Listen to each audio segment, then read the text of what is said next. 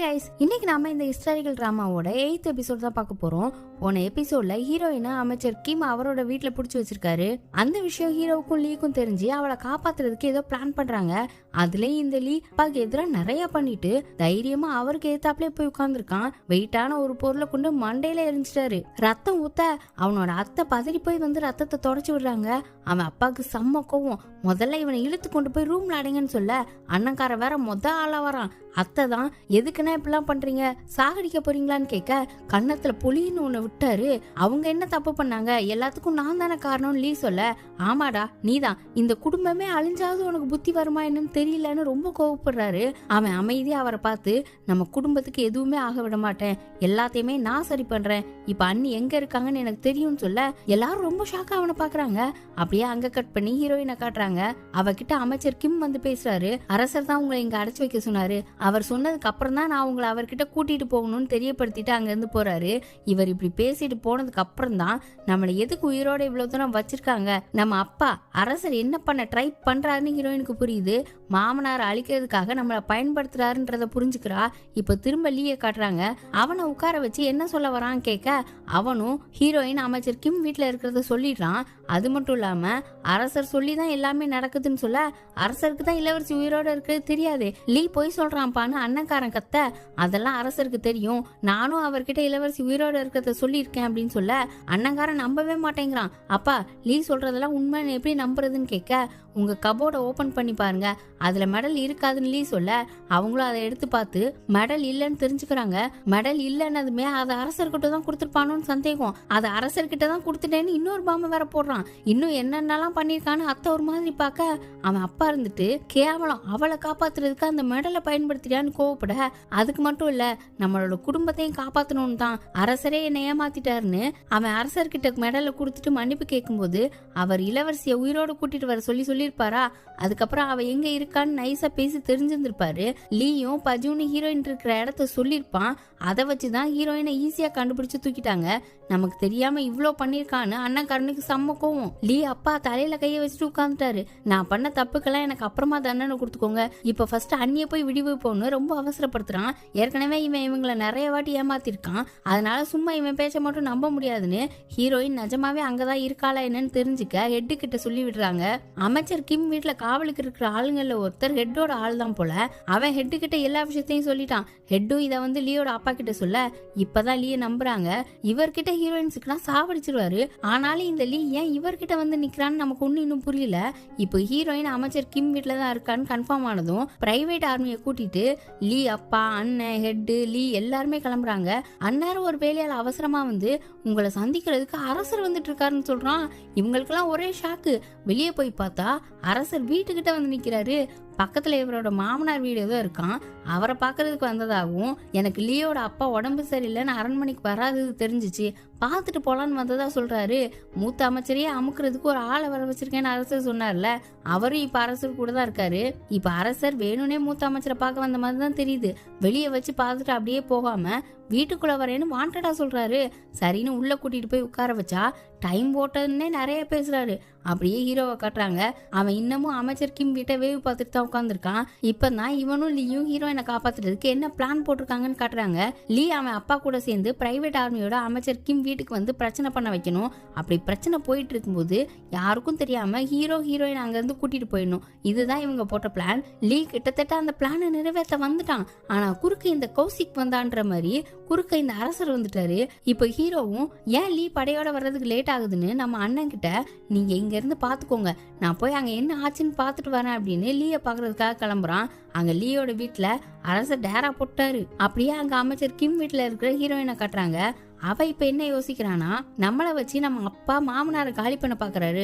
ஆனா மாமனார் ஒன்னும் சாதாரண ஆள் கிடையாது, அவரை தோற்கடிக்க பெருசா ஏதாவது பண்ணணும். இதனால ரெண்டு சைடுமே பெரிய இழப்புகள் வரும், உள்நாட்டு போர் கூட வர வாய்ப்பு இருக்கு. அதனால இங்க இருந்து தப்பிக்க ட்ரை பண்ணணும்னு லேடி ஜோ கிட்ட சொல்றா. இன்னொரு பக்கம் ஹீரோ ஓடியே லீ வீட்டுக்கிட்ட வந்துட்டான். வெளியில பார்த்தா ஃபுல்லா அரண்மனை வீரர்கள். தெருவுல போறவர்கிட்ட விசாரிக்கும் போது அரசர் உள்ள இருக்கிறது தெரிய வருது. உடனே திரும்ப அமைச்சர் கிம் வீட்டை நோக்கி ஓடுறான். இப்போ லீயோட வீட்டுக்குள்ள கட்டுறாங்க. மூத்த அமைச்சரை அமுக்குறதுக்குனே ஒரு ஆளை கூட்டிட்டு வந்தார்ல, அவர் யாருன்னா லீக்கு பார்த்து வச்சிருக்கிற பொண்ணோட தாத்தா தான். அவர் அரசர்கிட்ட லீ அறிமுகப்படுத்தி, இப்பதானே நீங்க முதல்ல இவனை பாக்குறீங்கன்னு கேட்க, அரசர் ஆமான்னு சொல்லாம இல்லன்னு சொல்லாம, நீ என்னை இதுக்கு முன்னாடி பாத்திருக்கியா தம்பின்னு லீ கிட்டே கேக்குறாரு. அவன் தூரத்துல இருந்து உங்களை பாத்திருக்கேன்னு மட்டும் சொல்றான். இப்ப இந்த லீயோட அப்பா சும்மா இருக்காம, நீங்க இவனுக்கு ஏதோ சத்தியம் பண்ணி கொடுத்தீங்களாமே, என்கிட்ட சொன்னான்னு சொல்ல, எனக்கு சரியா ஞாபகம் இல்லையே, என்ன சத்தியம் பண்ணி கொடுத்தேன்னு லீ கிட்டவே அந்த கேள்வியை திருப்பி விட்டாரு. ஹீரோயின் உயிரோட இருக்கிறத பத்தி பேசவும் முடியாது. லீ என்ன சொல்ல போறானோன்னு அண்ணன்காரன் பார்க்க, துளசி வாசம் மாறினாலும் மாறும், இந்த தவசி வாக்கு மாற மாட்டேன்னு ஏதோ ஒரு எடுத்துக்காட்டு சொல்லி பெரிய மனுஷன் கொடுத்த வாக்க காப்பாத்தணும்னு நல்ல அரசருக்கு குத்துற மாதிரி பேசுறான். அப்பாவுக்கு ஒரே பெருமை. சரி, நல்லா உட்காந்து பேசி டைமை ஓட்டியாச்சா, அரசர் இப்ப கிளம்புறேன்னு சொல்லி கிளம்பிட்டாரு. அங்க நம்ம ஹீரோ அமைச்சர் கிம் வீட்டை நோக்கி ஓடுறான். 2 வீட்டுக்கும் ரொம்ப தூரம், அதுவும் ஃபுல்லாவே ஓடதான் செய்யறான். இப்ப அவன் அமைச்சர் கிம் வீட்டுக்கு வரும்போது நைட் ஆயிடுச்சு. மூச்சரக்க ஓடி வந்து அண்ணன் கிட்ட நிக்கிறான். பேச கூட முடியல. லீயால இப்ப வர முடியாதுன்னதும் ஹீரோ தனியாவே உள்ள போலான்னு பாக்குறான். டேய், அதை எப்படிடா போவ, அவங்கள காப்பாத்த உன் உயிரை விடுவியா, கொஞ்ச நேரம் காத்திருப்போம், அவங்க வந்துருவாங்கன்னு சொல்ல ஹீரோ கேட்கவே மாட்டேங்கிறான். ஏன்டா இப்பெல்லாம் பண்ற, அன்னைக்குதான் அவ எதிரியோட மருமகன்னு சொல்லிட்டு இருந்த, இன்னைக்கு எதுக்கு அவளை காப்பாத்த இந்த அளவுக்கு போற, ஒரு வேலை அப்படின்னு இழுக்க, லவ் பண்றியான்னு கேட்க வராரு போல. அப்படிலாம் இல்லன்னு தான் சொல்றான். ஆனா அவன் கண்ணு வேற மாதிரி தான் சொல்லுது. என்னாலதானே இது எல்லாமே ஆரம்பிச்சிச்சு, அப்ப நான் தானே பொறுப்பேத்துக்கணும், நான் சாகலாம் மாட்டேன், உனக்கு என்ன பத்தி தெரியாதா அப்படின்னு சொல்ல, சரி போய் தொலை, உயிரோட வான்னு ஹக் பண்ணி அனுப்பி வைக்கிறாரு. அப்புறம் அவன் சுவரேறி உள்ள குதிச்சுட்டான். ஒரு இடத்துல ஒளிஞ்சிருக்க அமைச்சர் கிம் ஒருத்தர்கிட்ட அரண்மனைக்கு கிளம்புறதுக்கு எல்லாம் தயாரான்னு விசாரிச்சுட்டு இருக்காரு. அப்ப இன்னொரு ஆள் வேகமா வந்து வெளியே மூத்த அமைச்சர் ஆளுங்களோட வந்திருக்காரு. ஏதோ தேடணும்னு சொல்றாருன்னு சொல்ல, இவருக்கு என்னடா இதுன்னு இருக்கு. முதல்ல அவங்கள பத்திரமா ஒழிச்சு வைங்க அப்படின்னு இன்ஸ்ட்ரக்ஷனை கொடுத்துட்டு வேகமா அங்கிருந்து கிளம்பிட, ஹீரோ இது எல்லாத்தையுமே பார்த்துட்டு அடியாள் பின்னாடியே போறான். இளவரசியை ஒழிச்சு வைக்க சொன்னதுனால அந்த அடியாள் வேற இடத்துக்கு மாத்துவான்ல, அதனால ஹீரோ பின்னாலேயே ஃபாலோ பண்ணி வந்து அவளை அடைச்சு வச்சிருக்க இடத்தையும் கண்டுபிடிச்சிட்டான். இப்ப அந்த அடியாள் ஹீரோயின் கடத்திட்டு வந்த கும்பல் கிட்ட அவங்கள பத்திரமா வேற இடத்துல மறைச்சு வைக்கணுமா அப்படின்னு சொல்லிட்டு போக, அவனுங்களும் உள்ள போலான்னு இருக்கும்போது ரூம்குள்ள இருந்து இளவரசின்னு ரொம்ப பதட்டமா லேடி ஜோ கத்துற மாதிரி சத்தம் கேக்குது. ஹீரோக்கு வேற பதட்டமாகுது. காவலுக்கு இருந்தவங்க உள்ள போலான்னு போறதுக்குள்ள ஹீரோ வந்து 3 பேர் கூட சண்டை போட ஆரம்பிச்சிட்டான். அவங்க வேற கூலிப்படை ஆளுங்களா. ஹீரோவோட மூக்கிலேயே மண்டையை வச்சு முட்டி ஒருத்தன் வாழை வச்சு விட்டுறதுக்கு நிக்கிறான். உள்ள லேடி ஜோ ஏன் இளவரசின்னு கத்துறாங்கன்னு பார்த்தா, இங்க இருந்து தப்பிக்கணும்னு ஹீரோயின் சொன்னால, அதுக்கு இவங்க போட்ட பிளான் தான். கதவுக்கு அந்த பக்கமும் இந்த பக்கமும் ஒருத்தரா நின்னுக்கிட்டு உள்ள வரவங்கள அடிச்சு கட்டி போடணும்னு கயிறு பானையெல்லாம் எடுத்து ரெடியா வச்சுட்டு நிக்கிறாங்க. இப்ப அப்படியே கதவு திறக்குது. யாரு உள்ள வந்தான்லாம் பாக்கல. லேடி ஜோ கையில இருந்த பானையை வச்சு மண்டையிலே ஒரு போட பார்த்தா உள்ள வந்தது ஹீரோ தான். ஆனா இன்னுமே இவங்களுக்கு தெரியல. ஹீரோயின் வேற விறுவிறுன்னு கயிறை கட்ட, அவன் ஆணு தலையை புடிச்சிட்டு கத்த, இப்பதான் மூஞ்ச பாக்குறாங்க. அச்சச்சோன்னு 2 பேரும் பாத்துற, ஹீரோக்கு மண்டையில இருந்து ரத்தம் வேற வருது. ஆத்தி ஓங்கி அடிச்சுட்டோம் போலயே அப்படின்னு லேடி ஜோ பம்ம. ஹீரோக்கு ரத்தம் வந்ததும் ஹீரோயினால தாங்க முடியல, ரொம்ப பதறா. அவனும் உனக்கு எதுவும் அடிப்படலேன்னு ரொம்ப விசாரிக்கிறான். இப்ப அவகிட்ட, நான் உன்கிட்ட ஒன்னுதான் கேட்பேன், அதுக்கு மட்டும் பதில் சொல்லு, உனக்கு வாழணுமான்னு கேக்குறான். அவ அமைதியா இருக்கவும் கைய பிடிச்சி வாழணுமான்னு கேட்டேன்னு சொல்ல, அவ ஆமான்னு தலையாட்டிக்கிட்டே ஆமா எனக்கு வாழணும்னு சொல்றா. அவனுக்கு சந்தோஷமா இருக்கு. சரி அப்ப நம்ம சாகலாம் அப்படின்னு சொல்றான். அவன் என்ன சொல்றான்னு தெரியாம பாக்க அப்படியே அந்த வீட்டுக்கு வெளியில கட்டுறாங்க. கேட்டுக்கு வெளியில லீ, அவன் அப்பா, அண்ணன், ஹெட்டு, வீரர்கள்னு எல்லாரும் வந்து நிக்கிறாங்க.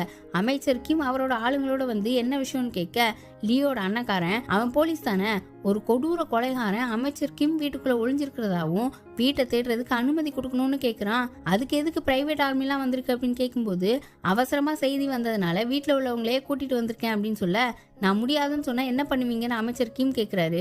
எல்லாரும் சருன்னு ஒரேல இருந்து வாழை உருவி அவரை நோக்கி நீட்டிட்டு நிக்கிறாங்க. என்ன பண்றதுன்னு அவர் யோசிச்சுட்டு நிக்கும் போது ஒரு ஆள் வந்து அவரோட காதுக்குள்ள என்னவோ சொல்றான். உடனே இவரு சரி போய் தேடுங்கன்னு சொல்லிட்டாரு. விறுவிறுன்னு எல்லாரும் உள்ள நுழைய ஆளாளுக்கு ஒரு இடத்துல போய் தேடுறாங்க. லீ ஒரு இடமா போய் பாக்குறான். ஹீரோயினை கடத்தி வச்சிருக்கிற ரூம்குள்ள இப்ப போறான். உள்ள அவ இல்ல. ஹீரோ கூட்டிட்டு போயிட்டான் போல. ஆனா அந்த ரூம்ல ஹீரோயினோட ட்ரெஸ் ஒண்ணு கிடைக்குது. தூக்கு மாட்டிக்கிட்ட மாதிரி ஒரு கயிறும் தொங்கிட்டு இருக்கு. அதை பார்த்த லீ ஷாக்கா நின்றுட்டு இருக்க. அண்ணக்காரன் உள்ள வரான். அவனும் அந்த தூக்கு கயிறை பார்த்துட்டு நிக்க. இப்ப ஹீரோயின் எங்கன்னு காட்டுறாங்க. அவளே லேடி ஜோவையும் ஹீரோ தான் கூட்டிட்டு போறான். வீட்டுக்கு வெளியில வந்துட்டாங்க. ஆனா வீட்டோட எல்லா பக்கமுமே வீரர்கள் காவலுக்கு நிக்கிறாங்க. கொஞ்சம் இருட்டா இருக்கு, அதனால எப்படியோ ஒளிஞ்சு தப்பிச்சு உட்கார்ந்துருக்காங்க. என்னடா பண்ணலாம்னு யோசிச்சுட்டு இருக்கும்போது நம்ம அண்ணன் கூப்பிடுற சத்தம் கேக்குது. அவர் ஒரு லேடி ட்ரெஸ்ஸை போட்டுக்கிட்டு கையில நிறைய ட்ரெஸ்ஸை வச்சுக்கிட்டு ஒரு சந்துக்குள்ள இருந்து குரூப்பா நிறைய லேடிஸை கூட்டிட்டு வந்துட்டு இருக்காரு. இப்ப இவங்க கிட்ட லேடிஸ் வந்ததும் மெதுவா போய் அந்த குரூப்ல புகுந்துக்கிட்டாங்க. அண்ணன் வேற ட்ரெஸ் வச்சிருந்தாரா, அதை வாங்கிட்டு மேல போட்டுக்கிட்டாங்க. கூட்டத்தோட கூட்டமா கலந்துட்டாங்க. அமைச்சர் கிம் வீட்டை தாண்டி தான் போகணும். இப்ப வீட்டுக்கிட்ட வரும்போது வீரர்கள் பிளாக் பண்றாங்க. இந்த லேடிஸ் எல்லாருமே கீசாங்ஸ் போல. வீரர்கள் நிறுத்துறதுமே ஹாய் ஓய்னு சவுண்ட் கொடுத்துட்டு இருக்க. சரி போ சொல்லுங்கன்னு லியோட அப்பா சொல்லி விடுறாரு. நல்ல வேலையை செக் பண்ணாம அனுப்பிட்டாங்க. இப்ப உள்ள தேட போன எல்லாருமே வெளியில வராங்க. அவங்க எஸ்கேப் ஆயிட்டாங்கன்னு மூத்த அமைச்சர் கிட்ட சொல்ல, அவர் அமைச்சர் கிம் கிட்ட ஏதோ தப்பான தகவல் போல என்னோட மன்னிப்பை ஏத்துக்கோங்கன்னு சொல்றாரு. சரி பரவாயில்ல, நல்ல ஒரு எண்ணத்துல தானே இப்படிலாம் பண்றீங்கன்னு அமைச்சர் கிம் சொல்லிட்டு உள்ள போயிட்டாரு.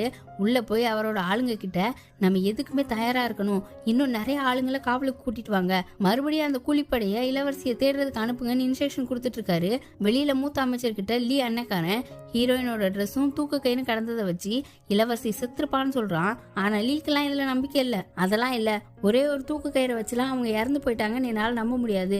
நாம இங்க வர்றதுக்கு முன்னாடி ரெண்டு பேரை தான் வேவு பார்க்க வச்சிருந்தோம். அவங்க கண்ணில் படாம தப்பிச்சிருப்பாங்கன்னு சொல்றான். இவன் சொல்ற மாதிரி நடந்திருக்கிறதுக்கும் வாய்ப்பு இருக்குன்னு அண்ணக்காரனும் சொல்ல, சரி ஊரு ஃபுல்லா இளவரசியை தேட ஆரம்பிங்க. இந்த ஊரை விட்டு தப்பிச்சிடக்கூடாது. சிறுசுல இருந்து பெருசு வரை எல்லாரையும் சோதனை போட்டுதான் இந்த ஊரோட நுழைவாயில தாண்ட விடணும். இந்த வீட்டை சுத்தியும் ஆளுங்களை போடுங்க அப்படின்னு ஆளுக்கு ஒரு இன்ஸ்ட்ரக்ஷன் கொடுத்து அனுப்புறாரு. இப்ப லீக்கே ஹீரோயின் எங்கன்னு தெரியல. இப்ப அடுத்த நாள் ஆயிட்டு ஹீரோயினையும் லேடி ஜோவையும் அவன் வீட்டுக்கு தான் கூட்டிட்டு வந்திருக்கான். ஹீரோவோட பையன் வேகமா ஓடி வந்து அப்பாவை கூட ஹக் பண்ணல, நேரா ஹீரோயினை போய் இளவரசின்னு ஹக் பண்ணிக்கிட்டான். டே நான் உன் அப்பா இங்க இருக்கேன்னு சொல்ல, அப்பதான் அப்பாவை பாக்குறான். அவனுக்கு வேற மூஞ்சில காயம் இருக்குமா. என்னாச்சுப்பா, எப்படி அடிபட்டுச்சு? சரிப்பா உள்ள போய் ரெஸ்ட் எடுப்போன்னு ஹீரோவையும் ஹீரோயினையும் கூட்டிட்டு போறான். ஹீரோயினை கட்டி வச்சிருந்தனால அவ கையில காயமா இருக்கும். அதை பார்த்துட்டு அந்த குட்டி என்னாச்சுன்னு கேட்க, ஹீரோ அவனையே மறந்து அவ கையை பிடிச்சி என்னாச்சுன்னு பதறான். மெதுவா கையை எடுத்துட்டு, இல்ல அதெல்லாம் பெருசா எதுவும் இல்ல, லேசாதான், வருத்தப்படாதீங்கன்னு சொல்ல, வருத்தப்படாத மாதிரி நடந்துக்கணும்னு சொல்றான். வந்ததுமே சண்டை ஆரம்பிச்சிட்டீங்களா அப்படின்னு அந்த குட்டியும் வெளியில போயிட்டான். இப்ப அவ ஹீரோ கிட்ட, எதுக்கு என்ன காப்பாத்த வந்த? உன் பையனுக்காக நீ வாழ வேண்டாமா? நீ என்ன காப்பாத்துனா ஆனந்த கண்ணீரோட உன்னை பாப்பேன்னு நினைச்சியா? முதல்ல நீ உன்னை காப்பாத்திக்க பாரு, அதுக்கப்புறம் அடுத்தவங்களை காப்பாத்துன்னு இவன் ஒரு வாட்டி சொல்லியிருப்பான்ல, அதையே இவன் கிட்ட சொல்றா. என் டைலாக்க என்கிட்டயே சொல்றியான்னு கேட்கும்போது, ஆமா அப்படிதான், இனிமேல் இப்படிலாம் பண்ணிட்டு இருக்காத, உன் உயிரை ஃபர்ஸ்ட் காப்பாத்த பாருன்னு சொல்றா. அவனும் சரி அடுத்த வாட்டி இந்த மாதிரி நடந்தா ஆளாளுக்கு அவங்கவுங்க உயிரை காப்பாத்திப்போன்னு சொல்லிட்டு கதவை திறக்க, வெளியே இவங்க பேசுறத ஒட்டு கேட்டுட்டு அதுங்க 3 உட்கார்ந்துருக்குதுங்க. இப்ப அண்ணன் ஹீரோ கிட்ட, எதுக்குடா வந்தது ஆரம்பிக்கிறீங்க? 2 பேரும் ஒரே மாதிரி தான், பேர்ட்ஸ் ஆஃப் எ ஃபாதர், அது பேர்ட்ஸ் ஆஃப் எ ஃபெதர், பழமொழியவாது கரெக்டா சொல்லுன்னு பேசிட்டு இருக்க. இவனுக்கு இப்பதான் ஒரு விஷயம் ஞாபகம் வருது.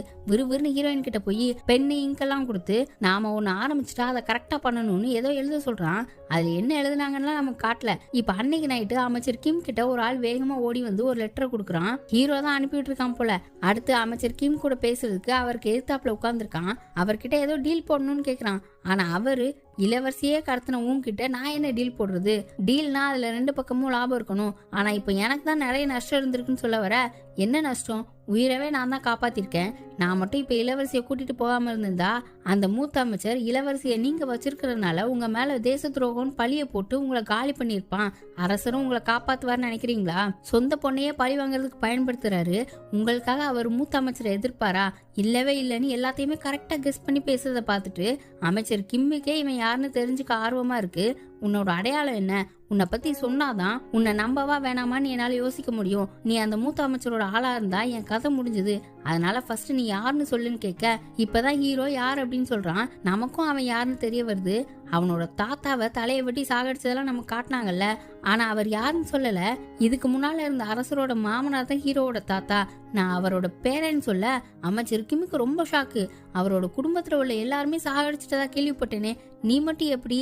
ஏன் நீ இப்படி ஒரு ட்ரெஸ்ல இருக்குன்னு கேட்க, தான் மறைஞ்சு வாழ்றதா சொல்றான். அமைச்சர்கள்ல 2 குரூப் இருப்பாங்கன்னு சொன்னேன்ல, அதுல லியோட அப்பா மூத்த அமைச்சர் ரெட் கலர் குரூப்பு, நம்ம ஹீரோவோட தாத்தா ப்ளூ கலர் குரூப், அதாவது ஆப்போசிட் குரூப். அமைச்சர் கிம் ப்ளூ கலர் குரூப் தான். இப்ப ஹீரோ இவர்கிட்ட என்னோட முக்கியமான ரகசியத்தை உங்ககிட்ட சொல்லியிருக்கேன், அதனால என்ன நீங்க நம்பலாம், இந்த உயில அரசர்கிட்ட கொடுத்துருங்கன்னு ஒரு லெட்டரை கொடுக்குறான்.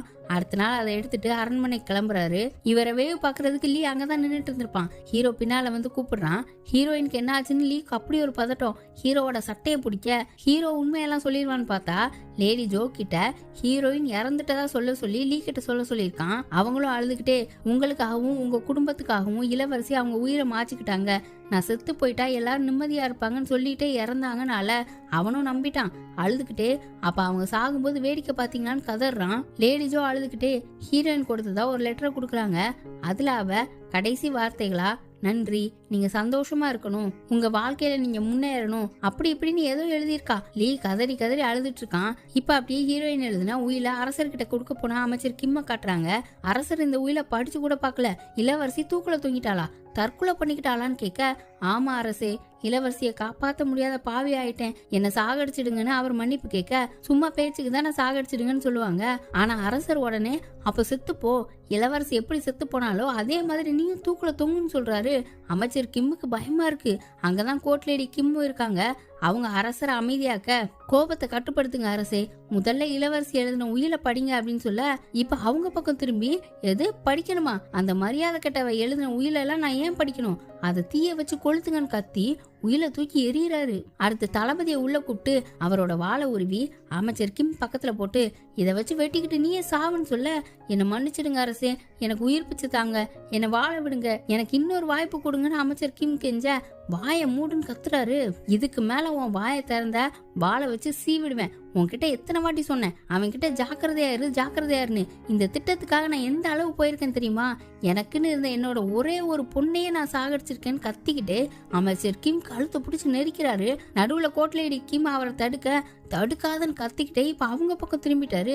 சொல்லிக்கிட்டே இருக்கேன் கேக்குறியா அப்படின்னு வாள் எடுத்து கழுத்துல இருக்கிறதுக்கு பக்கத்துல வச்சிட்டு இருக்காரு. அவங்களும் சரி அரசே என்ன சாகடிச்சுக்கோங்கன்னு கண்ணை முடிக்க இருக்கிற கோத்துல கழுத்துல இறக்கிருப்பாரு. கோட்லேடி கிம்ன்றதுனால தான் விட்டுட்டாரு. வாழை கீழே போட்டுட்டு எனக்கு தலை பயங்கரமா வலிக்குது, என்னோட மருந்தை எடுத்துட்டு வாங்கன்னு தலையை பிடிச்சிட்டு உட்கார்ந்துட்டாரு. கோர்ட்லேடி கிம் தான் மருந்து கொடுக்குறாங்க. இப்ப அமைச்சர் கிம் அங்கிருந்து கிளம்பிட்டாரு. இப்ப இவரை என்ன பண்ண போறீங்கன்னு அரசர் கிட்ட கேட்க இவனுக்கு இளவரசி பத்தி தெரிஞ்சிருச்சு, அதனால அப்படியே விட முடியாது, அப்புறமா கூப்பிட்டு நல்ல விதமா பேசணும், மூத்த அமைச்சர் பக்கம் இவன் போயிடாம பாத்துக்கோன்னு சொல்றாரு. மருந்து குடிச்சது கொஞ்சம் கோவம் தணிஞ்சிருச்சு.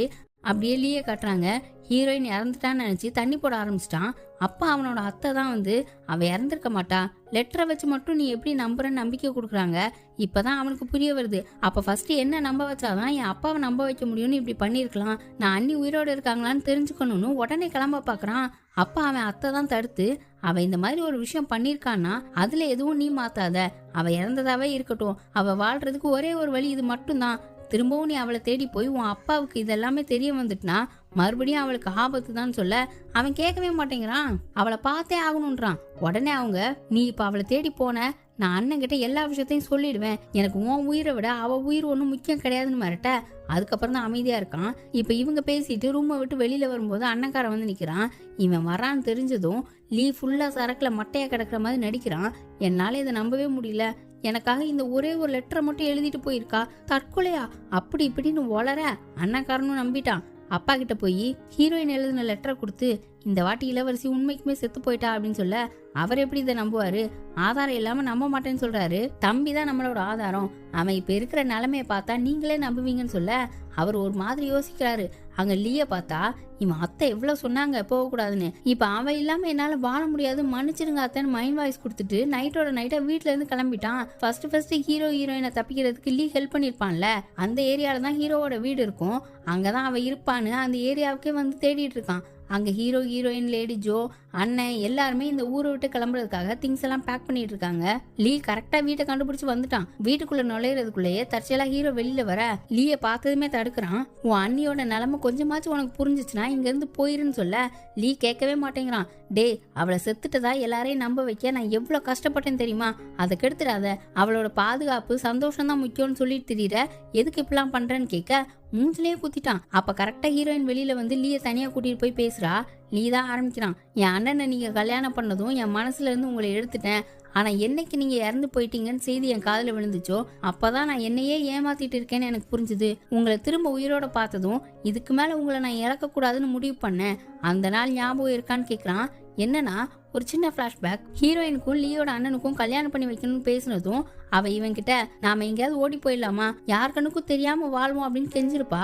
ஆனா அவன் கண்ணெல்லாம் கலங்கி போய் அமைதியா நிக்க, என் அப்பாவை எதிர்த்துனாலும் எங்கேயாவது ஓடி போயிடலாம், நீ தானே சொன்ன வார்த்தையை காப்பாத்து, தயவு செஞ்சுன்னு கையை பிடிச்சி கெஞ்சி அழுவுறா. ஆனா அன்னைக்கு அவன் எந்த பதிலுமே சொல்லியிருக்க மாட்டான். ஆனா இன்னைக்கு நீங்க சொன்ன மாதிரி பண்ணலாம், எங்கேயாவது நம்ம ஓடி போயிடலான்னு கூப்பிடுறான். ஆனா இன்னைக்கு இவ வர்றதுக்கு ரெடியா இல்ல. உன் மேல இருந்த காதெல்லாம் போயிடுச்சுன்னு சொன்னாலுமே கேட்க மாட்டேங்கிறான். உடனே அவளோட ட்ரெஸ்ல உள்ள சின்ன பீஸை கட் பண்ணி அவன் கையில கொடுத்து, நாம கல்யாணம் பண்ணிக்கலதான், ஆனாலும் நீ பழைய ஞாபகங்களை வச்சுக்கிட்டு இருக்கிறதுனால இது நம்மளோட விவாகரத்தை எடுத்துக்கோன்னு சொல்றா. அந்த காலத்துல இப்படிதான் விவாகரத்து பண்ணுவாங்களாம். லீ கண்ணெல்லாம் கலங்கி போய் ஹீரோக்காக தான் இப்படிலாம் பண்றீங்களான்னு கேக்குறான். அது உண்மையோ பொய்யோ, ஆனா இப்போதைக்கு இவனை சமாளிக்கிறதுக்காக ஆமான்னு சொல்லிட்டு போயிட்டா. லீ அவ போறதையே பார்த்து நிக்கிறான். அடுத்து அவ ஹீரோ கிட்டையும் இதுக்கு மேல நாம ஒன்னா இருக்க வேணாம், தனித்தனியா போயிடலாம், இப்போதைக்கு நான் இறந்துட்டேன்னு எல்லாரும் நம்பினாலும் என்ன தெரிஞ்சவங்க என்ன பார்க்கும்போது உனக்கும் உன் பையனுக்கும் பிரச்சனை தான், நீயும் இதுக்கு முன்னாடி எங்களை தனியா தானே போக சொன்ன, அதை இப்ப நான் சொல்றேன்னு சொல்றா.